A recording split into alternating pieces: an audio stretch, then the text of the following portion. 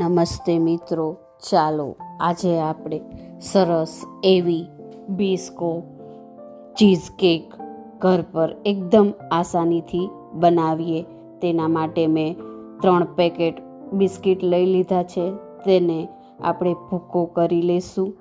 એકદમ સરસ એવો ભૂકો થઈ જાય ત્યારબાદ એમાં 2 થી 3 ચમચી જેટલું મેં ઘી એડ કર્યું છે, અથવા તો તમે મેલ્ટેડ બટર એડ કરી શકો છો.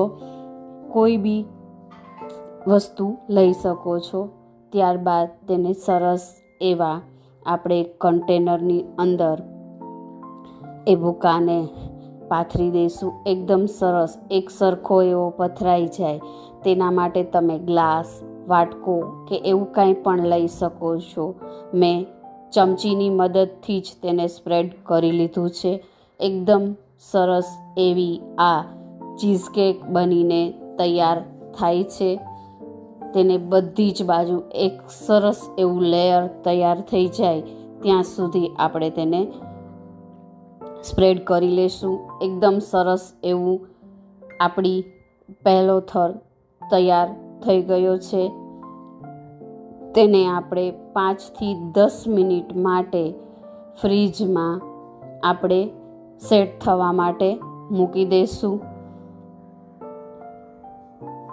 એકદમ બધા બાળકોને ભાવે એવી આ ચીઝ કેકનો કોઈ પણ ક્રીમ કે કોઈ પણ બીજી વસ્તુ વગર આપણે ઘર પર જ સરળતાથી બનાવી લેશું અને બાળકોને તો આ ખૂબ જ ભાવશે. એકવાર જરૂરથી આ રીતે ટ્રાય કરજો. હવે આપણે આપણા કન્ટેનરને ફ્રીજમાં સેટ થવા માટે મૂકી દઈશું. તેને ફક્ત આપણે 10 મિનિટ માટે જ સેટ કરીશું. જુઓ, મેં ફ્રીજમાં સેટ કરી લીધું છે.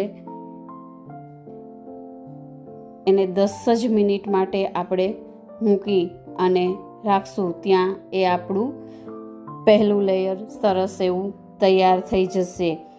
તો પહેલું લેયર આપણું તૈયાર થાય ત્યાં સુધીમાં આપણે જે બાઉલમાં આપણે ભૂકો કર્યો હતો તેમાં જ આપણે બિસ્કો સ્પ્રેડ તૈયાર કરી લઈશું. તેના માટે મેં બિસ્કિટ લીધા છે, થોડું એવું ઘી એડ કર્યું છે અને ત્યારબાદ તેમાં આપણે મીઠાઈ મેટ એડ કરી દઈશું.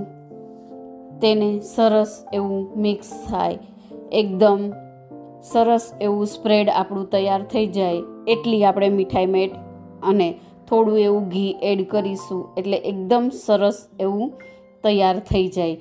જુઓ, આ રીતે કન્સિસ્ટન્સી એની રહેવી જોઈએ એવું આપણે તૈયાર કરી લીધું છે અને એને એક આપણે વાટકામાં કાઢી લેશું. ત્યારબાદ મેં હંકડ લીધેલું છે, તેમાં મીઠાઈ મેડ એડ કરી છે અને થોડી એવી મલાઈ મેં એડ કરી હતી, સરસ એવો આપણો ચીઝી ફ્લેવર આવે એટલા માટે.